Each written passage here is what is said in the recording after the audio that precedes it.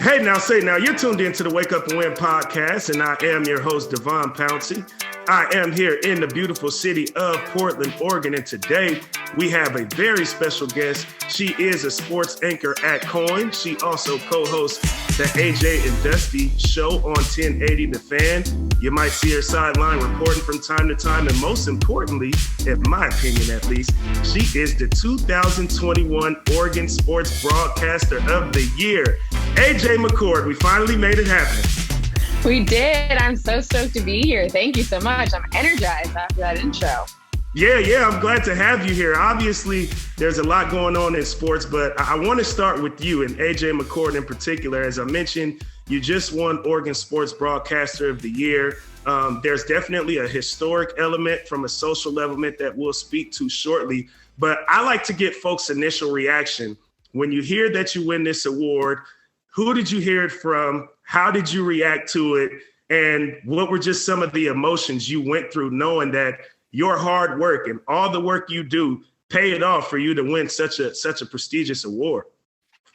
So I got a call from Dave over at NSMA, National Sports Media Association, which is based out of North Carolina. I can't remember what morning it was, but I was prepping for the radio show and I saw the North Carolina number, and I'd been told by a colleague maybe a month before, like, hey, did you know you're up for this award? And I was like, no, I didn't. And then we were at a Blazers press conference. So I kind of put it out of my mind and didn't think about it. And then got a call from a North Carolina number. And I'm pretty picky about who I answer the phone for. And so I rarely answer numbers that I don't know. And I even more rarely answer them and like say, hey, this is AJ. It's more of a, hey, how can I help you? And then if they're like, hey, we're looking for AJ, I'm like, oh, who's calling? Because I'm just like, I want to make sure I know who you are before I acknowledge that it's me on the other end of the line. And so anyway, I got a call from a North Carolina number. I have friends there. So I was like, okay, well, I should check. And it was Dave, and he was like, introduced himself. And then he said, I'm calling because you won Sportscaster of the Year. And I was like, it was that feeling of like, wow, I didn't quite know how to process the information, I guess, at that time, because I was so honored, but I was also, I was so flattered that like my colleagues voted, because it's a peer voted award. And so right.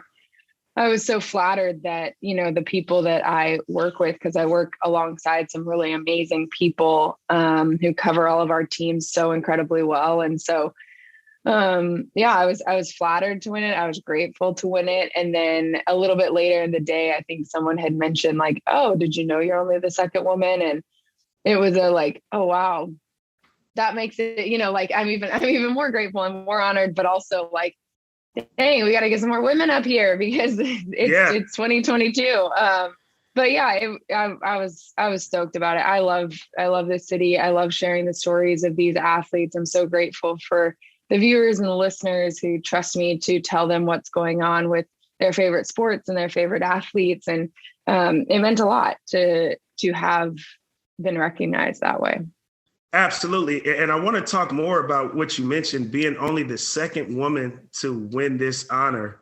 And this award has been going out since the late 1950s. I want to say like 1958 to be exact, that this award has been given out. And the fact that, as you mentioned, it's 2022, obviously that was for the year 2021, but the announcement comes out in 2022 that you will win this award. Where do you kind of fall on that line of obviously being grateful, as you mentioned, all the reasons why you were grateful just a second ago, but also understanding like you almost now kind of have a responsibility to have to advocate for women to be able to get into the position that you've been able to earn yourself to be in to this particular point in your career?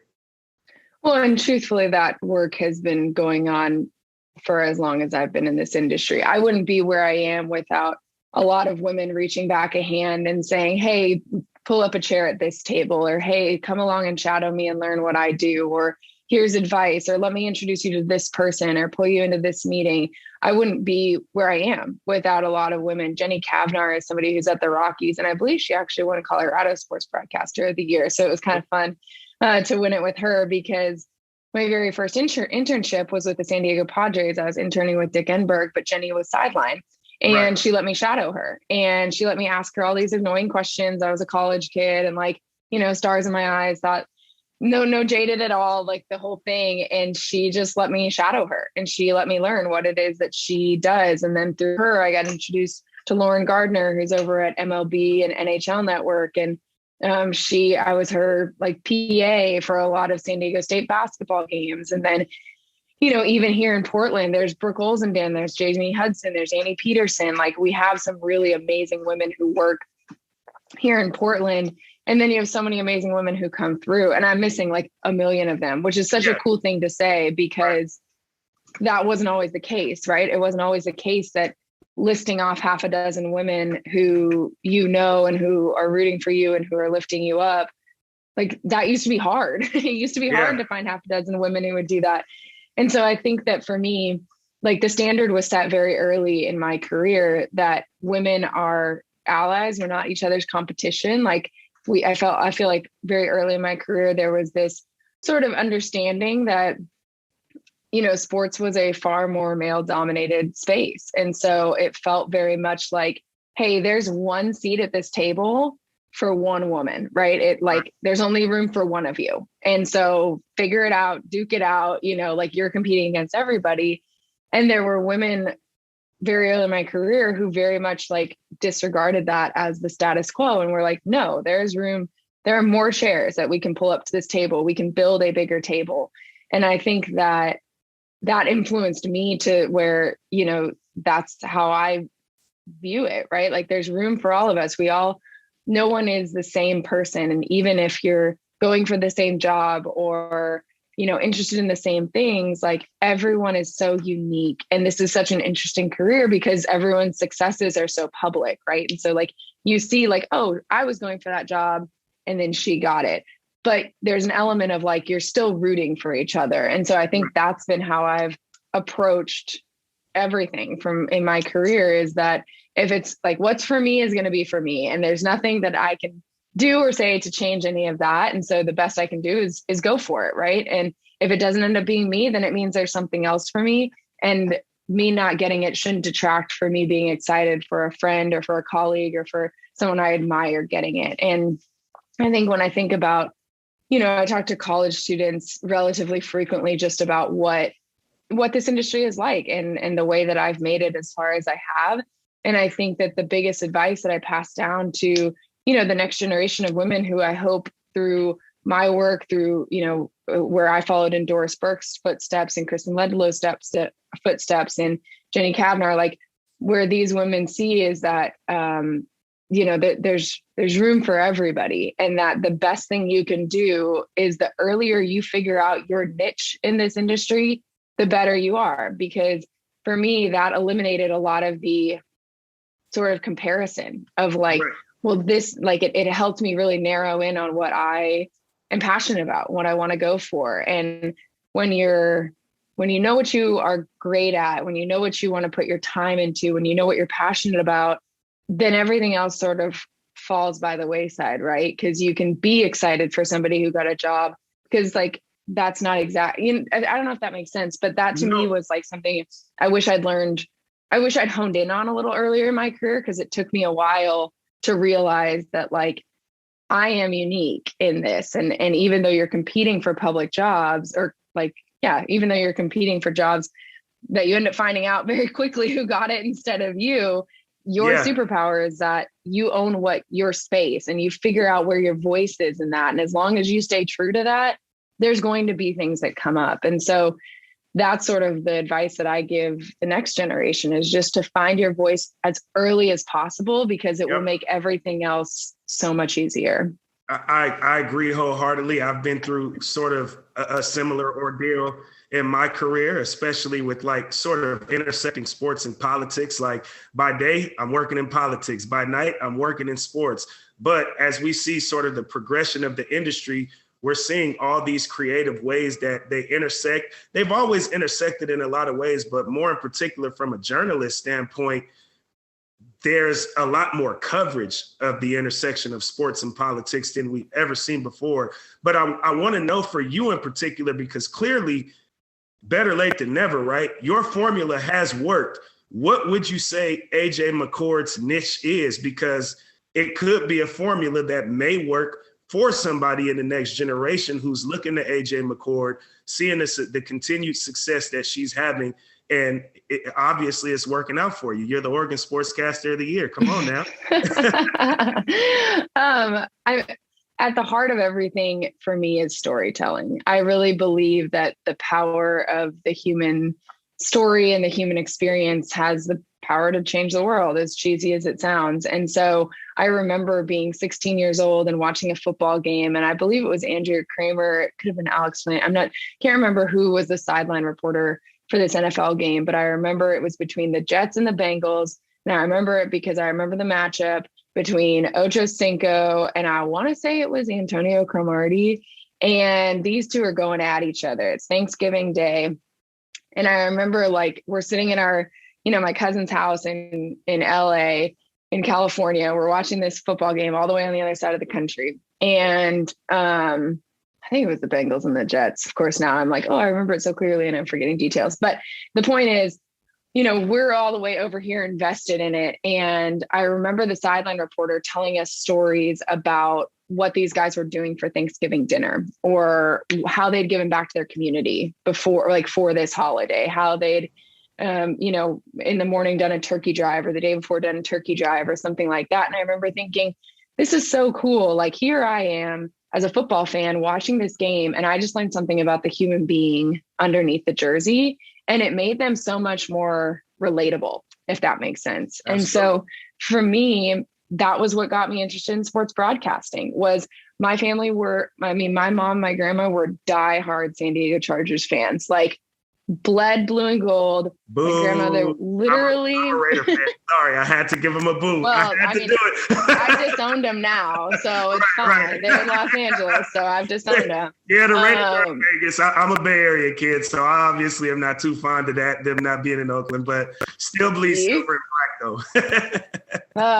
Yep, nope. Yeah. Carry on. But I remember just how invested we would get in these football games, right?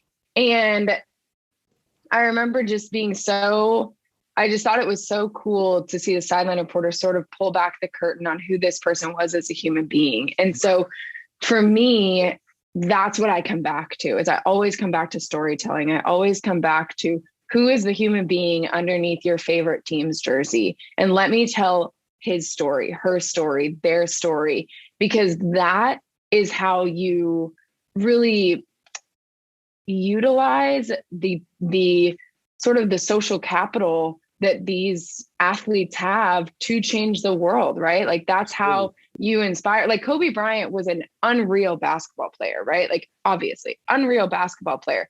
But what is it about him that inspired everybody else? It wasn't his jump shot. I mean, that was like very impressive, but it was his Mamba mentality, right? Like that's what people took and translated to their own lives. That Absolutely. Was a drive in Kobe Bryant that was unique. And so obviously working for what he wanted to do. And when he applied that to basketball, that people were like, dang, how can I apply the Mamba mentality to my job in this office or in this classroom or wherever it is? And I think that that's like sort of an example of what I'm talking about and my niche. And so I think as I've, developed at Koin, as I've developed at 1080, that's been what we've come back to every single time. And like radio has a tendency to fall into these hot take, I think this is going to happen. I think this is going to happen. And right. That's not our show. Like our show is not about that. Do we offer an opinion when it's warranted? Absolutely. I think the Seahawks lost the trade for Russell Wilson. Call me crazy. Yeah. But it comes back to storytelling. That's what we focus on. And so even in the Russell Wilson trade, we're talking about what he did at the Seattle Children's Hospital. We're talking about Bobby Wagner and Russell Wilson being the ones who are left from that Super Bowl team and the pillars in the locker room. And so that's my niche. My niche is storytelling. I'm atrocious at math. And so doing something that involves stats is like not, like I'm not going to thrive in analytics. That's not going to be my niche. I don't like hot takes. That's not going to be my niche. This is my niche. My niche is storytelling, and my niche is humanizing the athlete, the human underneath your favorite team's jersey. Let's humanize AJ McCord here for a second. We've already acknowledged you have a radio show. You're a sports anchor. I've even had the pleasure of being a part of the same broadcast crew with you during your historic year of 2021. We were on the same crew for the University of Portland versus Portland State game. What is a day in the life for you? It was a fun game. It was a fun game. It was a fun game, fun atmosphere for sure. UP got them pretty good, but it was definitely a fun one. And again, fun to be a part of that crew with you. But like, what does a day in the life of AJ McCord look like? Because you obviously wear many hats, and it sounds like it can be a pretty sporadic career day to day, but obviously you love what you do. What does that kind of look like for you? Yeah, it's a little chaotic. I'm not going to lie. And there really is, one of the things I love is that there really isn't a day-to-day like, oh, get up, go to this time, go to this time, because it changes, right? Based on who's in town, who's playing, what interviews we have. And so like, for example, today I got up around 7:30, went for a run, came here, did the podcast. I'll go do the radio show. I'll go do an interview at the Timbers practice facility. Then I'll go over to the trial center and start watching our high school basketball players because I'm calling those games on Saturday.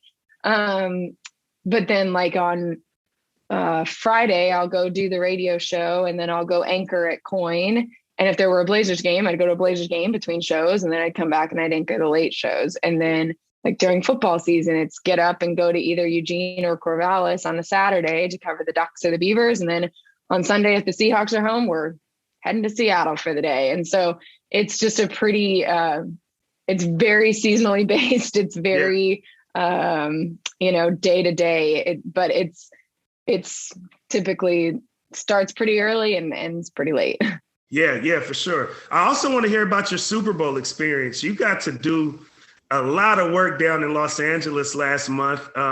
You were working with the Next Star folks, and you were able to just kind of broadcast for what it seemed like all types of news stations across the country. Tell me a little bit more about that experience. I was following, I follow your Instagram and all of that. So I was doing my best to kind of follow some of the work you were doing out there, but I'd love to hear more about it. It was a blast. That was the second year in a row that I was chosen for that assignment, and I loved it. So last year in Tampa was a little weird just because we were still very much in the middle of COVID, and it was in Florida. So Florida wasn't quite in the middle of COVID anymore.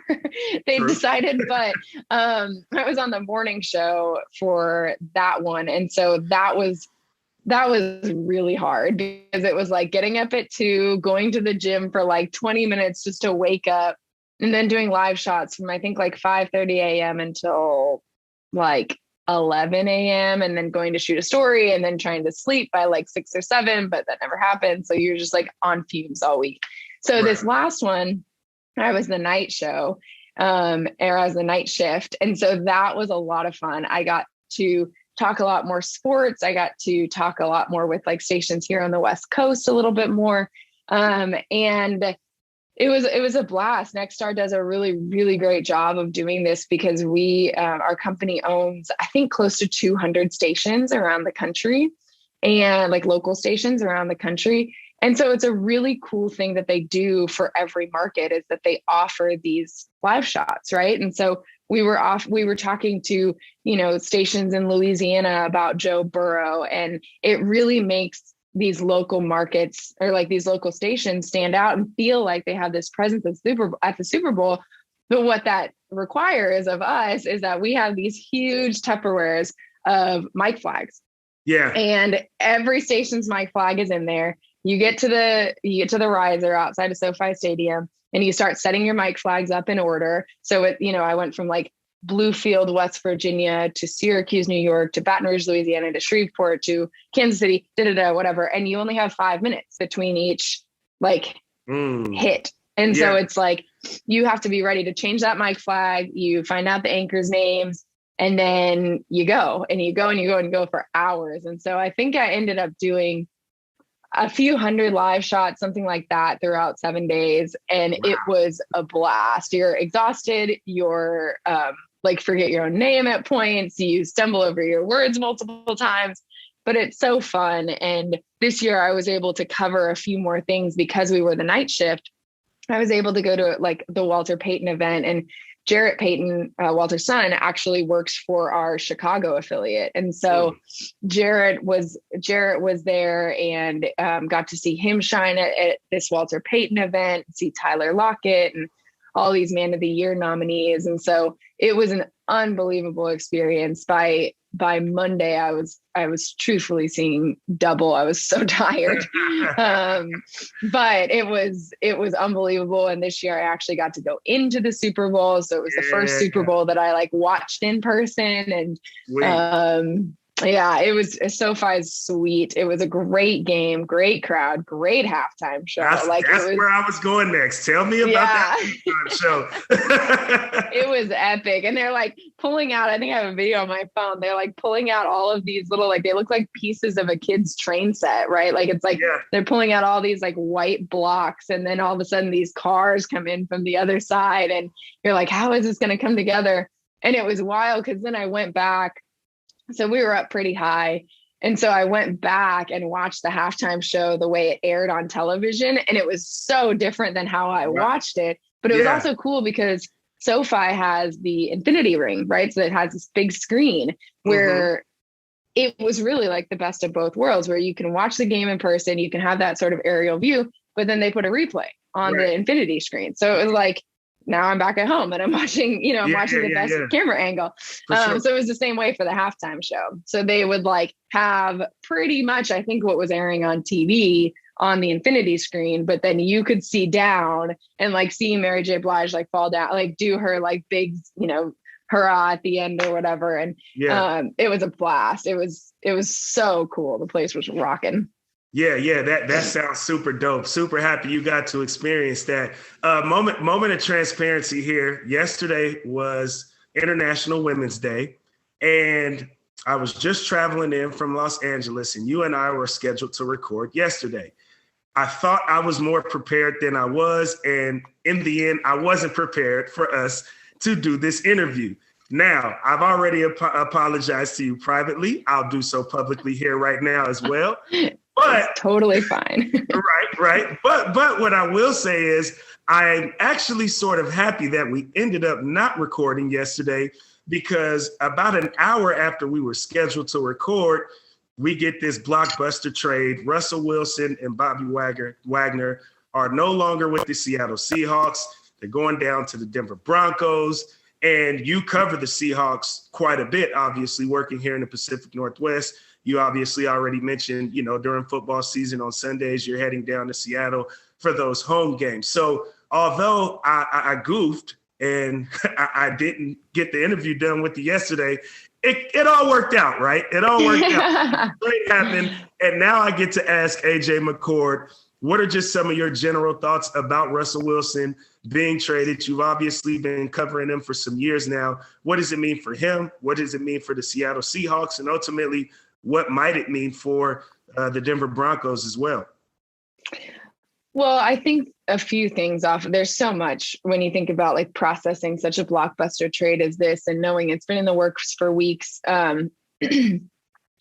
Russell Wilson has been the franchise leader in Seattle, right, for a decade. He has been sort of larger than life in that community. And then you bring in Sierra, who's already larger than life. And it's like his whole family has just been a massive part of the Seattle community. And I think from a football perspective, you knew Michael Shandugar is somebody who writes for The Athletic. He covers the Seahawks. He's incredibly talented. And he wrote an article, I believe it was last summer, that talked about sort of the deteriorating relationship between Russ, Pete Carroll, John Schneider.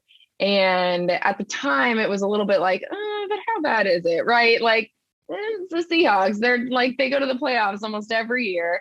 But if you watch this team closely, they were deteriorating every year too. Like they were getting further and further away from actually winning a Super Bowl. They were going to the playoffs. They were making decent regular season runs, but they were getting further and further and further away from actually winning a Super Bowl. And so you knew that there was an expiration date on it. I don't know that I expected it to be this soon. But Russell Wilson has a no trade clause. And so he has to waive it in order for any trade to go through, which means he waived it. And so he wanted to go to Denver. And I think if you're Seattle, I'm not sure where you go from here. You have a lot of potential, right? Because they got 2 firsts, 2 second, and a 5th. I think they got 3 players. They got Noah Fant, they got Shelby Harris, and then they got Drew Lock. You're not going to win the NFC West with Drew Lock. You're not going to compete in the NFC West with Drew Lock. So the Seahawks have the potential to do something good out of this trade. Russell Wilson and the Denver Broncos won this trade because the Broncos are set up to win now, right? Like the AFC West is a gauntlet. He's going to have to go through Justin Herbert, Patrick Mahomes, Derek Carr, and Derek Carr is by far the worst quarterback in that division, and he's a great quarterback. And you are breaking this Raider fan's heart right here. Am I wrong? Am I like Justin Herbert, Patrick Mahomes, Derek Carr, like Russell Wilson. I didn't say you were wrong. You're just breaking my heart. That's all. I'm sorry. If we're looking for the good news with this new playoff format, right? Like the NFC West sent 3 teams to the playoffs this year. Indeed. Obviously one of them ended up winning it in the Rams. And so Russell Wilson is going to have a very tough time getting through his own division. But we've seen this blueprint from the Broncos before, right? When they got Peyton Manning, we see in Denver the pieces that he has around him as far as the weapons at his disposal, the defense that they're, now does Von Miller come back? Is he interested in coming back and winning another Super Bowl with the Broncos? And so I think for Russell Wilson and the Denver Broncos, they're in a win now mode. Yeah. For the Seattle Seahawks, they are in sort of a weird spot where I don't know if this is like fully rebuild, like we're starting over. We're going to draft a quarterback that we believe in, but know that it's like 3, 4, 5 years that we really like take advantage of, we can build around him. Or if it's okay, we're going to really focus on our defense. We're going to re-sign Quandre Diggs. We're going to beef up our offensive line. We're going to say like Legion of Boom 2.0, figure out how to do that, and then just get a serviceable veteran at quarterback, right? Whether that is Jimmy Garoppolo or Mitchell Trubisky or Marcus Mariota, whoever it may be. But I think right now Seattle has 2 paths in front of them where they have sort of that idea that they're like only renovating like the kitchen of the house, right? Or they're deciding, are we going to tear the whole thing down and just start over from the studs? Pete Carroll's going to be 71. I don't know that he is like all that stoked about a full rebuild. So if I think that we're going to learn a lot in the coming weeks. I think letting Bobby Wagner go was also a very sort of telling move, because those 2 in talent, like who they are in terms of talent is incredibly, incredibly difficult to replace. Who they are as people, nearly impossible. Like those 2 have been franchise pillars of that locker room. They have been leaders. They have been, Bobby Wagner this last year, he every Wednesday would start with like, I called it Wagner wisdom. So it was like something that was on his heart, a book that he was reading or why he meditated or yoga or whatever it was. And it was all about, for him, like talking about who he was off the field and what mattered to him as a businessman, as an entrepreneur, as a human. And it was really, really cool. And those are the kind of things that you look around and you go, okay, who's going to step up? Who's going to be that leader in that locker room? Because you're going to need somebody, because you've taken away both sides of the ball, the people who've held that down for the better part of a decade in Seattle. Yeah. So I think it's going to be really interesting to see where the Seahawks go, but they're obviously not in a spot where, you look at the NFC West, like it's almost identical to what it was last year and they didn't make the playoffs, right? So they're not going to be in a spot where it's hard for me to see how they compete in the NFC West incredibly well this season. They have to find an answer at quarterback. That's where it starts. But they also need to do things like re-sign Quandre Diggs. They need to figure out how to beef up their offensive line. They need to re-sign a running back. They have so many needs that I'm not sure where they're going to start. Yeah, absolutely. Absolutely. I want to transition here because, obviously this past week we found out about the unfortunate arrest of Brittney Griner in Russia. And it was over cannabis oil, essentially, which is definitely trash to me. I think that would be trash for anybody, especially that lives here in the state of Oregon. But, obviously, it's a big news story now, but it's been about 3 weeks since she's been detained, and we hadn't really heard much about it up until, the last few days. I want to know what your thoughts are on that and how it obviously affects and impacts women's basketball in particular, and what lens should us as sports fans, us as Americans, so on and so forth, be looking at this ordeal from? I think first and foremost, your heart just goes out to Brittney, to her wife, to her whole family, and you just hope for a safe return, right? That is the only thing that matters here, is that Brittney makes it home safely. And she's obviously in a scary situation. She is in a country that is actively invading another one. And she's been playing overseas in Russia for 7 years. So she knows the rules. She knows how it works. They know her. I think it was last year. They actually her team won their league last year. And so it's a scary, scary situation on all fronts. And I think from my perspective, I'm very skeptical of what information I'm trusting in terms of why she was arrested, when she was arrested, why she's being detained. And those aren't things for me to decide, right? And so this is where sort of my niche of storytelling comes back to I just hurt for the human being, Brittney Griner, who's stuck in Russia. And right. You hope first and foremost for her safe return. And then, once that happens, I think it breaks my heart that these women still have to go and compete overseas in order to make the money that professional athletes deserve, right? I think she was getting paid close to $1 million in Russia, and she's making about 220,000, I think, here in the WNBA. And so, first and foremost, most important, everything else pales in comparison, get Brittney home, get her home safely. And then secondarily, let's figure out how to make sure these women don't have to do this. They don't have to play 11 months of the year and live apart from their families and go do all of that, because these are the best athletes in the world, and they should be treated and paid accordingly here at home. And so I think that's sort of where I'm at with it, is just thinking of Brittney and her family and the people who love her, and hoping and praying for that safe return. Yeah, most definitely. I can't let you get out of here without speaking a little bit of Oregon sports as well, of course. Starting with the Blazers. Obviously, they've made a lot of moves before the trade deadline.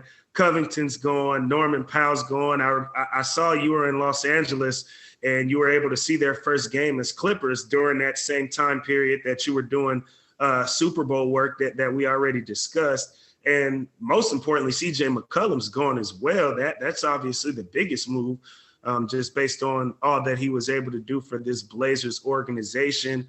What do you see for the Blazers coming up next?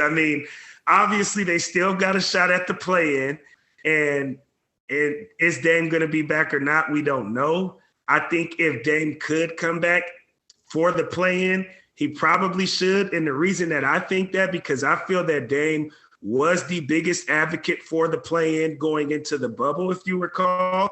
So I want him to be healthy, first and foremost. Don't come back 80% or anything like that.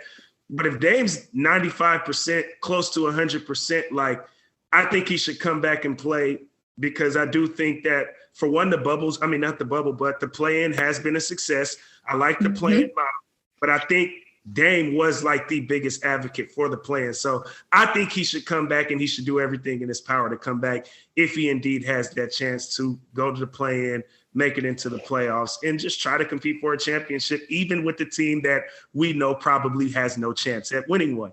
But for you, was there any good that came out of this deal, or these deals, I should say, right before the trade deadline? Or are we still just kind of having this same roundabout conversation?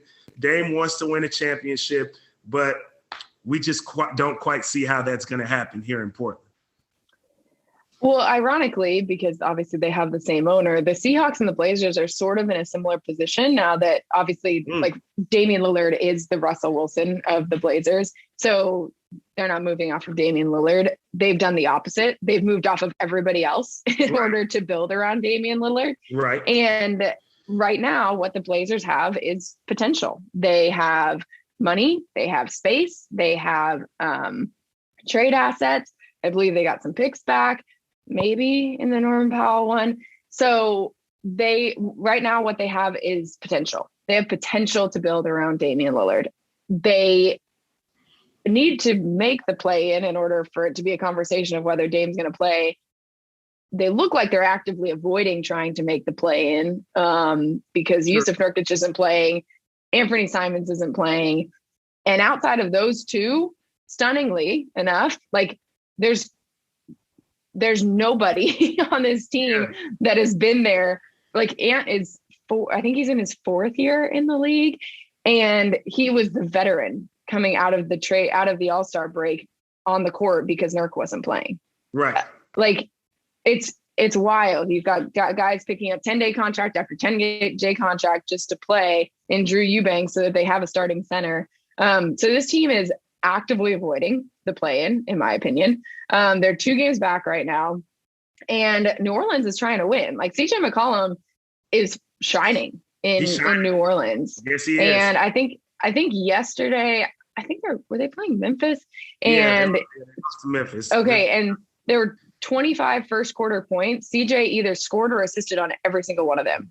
So you look ahead of the Blazers in the standings, and you have the Lakers, who are a mess but still have LeBron, and then you have the Pelicans, who look like they're actively trying to win. And so I don't know if I see the Blazers even jumping up into that play-in spot.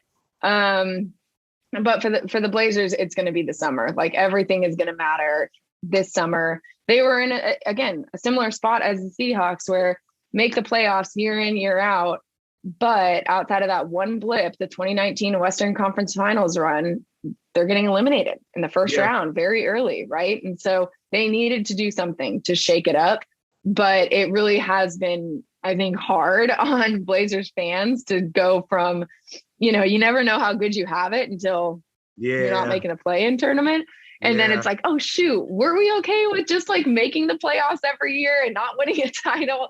Because right now it feels like, where do you go from here? But the reality is, I mean, this is a team that's playing for next season. They want to see some of their younger guys develop and see if any of them can be contributors next year. But I wouldn't look into Blazers basketball any deeper than that. Got it. What's next for AJ McCord? I know you got a lot coming up. March Madness is here. What's next for you?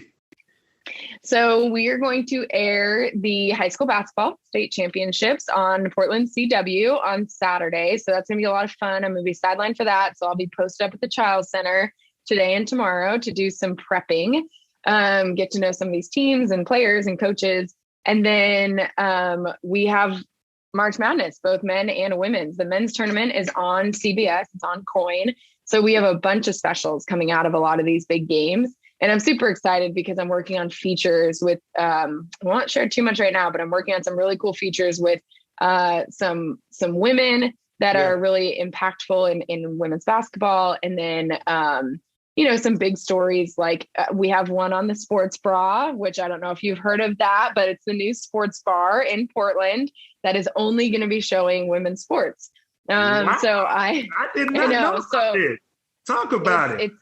So it's opening, or her goal is to open in early April. Jenny Wynn is opening it. She is a bucket. She still plays pickup basketball. She played basketball in community college, but then she blew out her knee, became a chef. And so she's opening this bar called the Sports Bra, and it's dedicated to showing women's sports. And so she wants to highlight women's sports all the time. She's got sort of agreements with content like providers so that she always has content to stream. You know, she's going to be highlighting softball and gymnastics and women's basketball and NWSL. They're an official watch location of the Thorns. So I'm excited to share a little bit more of her story. She's unbelievable. The place is so cool and coming together. So you're going to get to know her a little bit better. So we got features like that where, it's going to be a lot of fun. Nice. I got to ask you this one last question. I try to ask all my guests because this podcast is called the Wake Up and Win podcast. It's kind of a spinoff of sort of the Oregon slogan as well. What does AJ McCord do when she wakes up to set the tone for her to go out and win the day? Truthfully, that is one of my weaknesses, is like, I wish that I could tell you like, oh, I get up every day and I do X, Y, and Z. That is something that I am working on, because I find myself like getting distracted very early in the morning by everything that I have coming up in the day. Right. But what I typically will do is I will wake up and I'll try to avoid checking emails, checking social media, checking messages until I can go to the gym or go for a run or do something active, just to like set the tone for the day, get up, clear my head, figure out what I want for the day. Because I think a lot of times, like, right, this little phone thing that we have, it tells us what we need to do today. It tells us what it wants from us today, what the world wants from us today. And I think that for me, it's important to have that moment, whether it's a 20-minute run or a 40-minute workout or whatever it is, to just like process, okay, here's what I have coming up today. Here's what I want it to look like. Here's how I want to show up today. And so my best days are the ones that I do that. I don't do it every day, but those are my best days, is when I start that way. Got it. I love to hear it. Well, AJ, it's Women's History Month. Yesterday, obviously, was International Women's Day. And you are indeed a staple in Oregon women's history, with the accomplishments you have made, with the work that you're continuing to do, with the platform that you've created for yourself, and all of these different diverse ways that are all super dope. And I appreciate you so much for your work that you do. I appreciate you so much for willing to speak about it here on this podcast, and anything that I can do to support whatever you have going on. I'm a champion of AJ McCord. Keep doing your thing. That's so sweet. And I am of you too, my friend. Thank you so much for having me on. I can't wait to do another game with you. We'll have to do that soon. Yeah, we got to make it happen. It'll happen for sure. And don't be surprised if you get an invite somewhere down the line back on this here podcast. Done. On that note, we're going to leave everybody the way that we know how, and that is to stay woke and go win.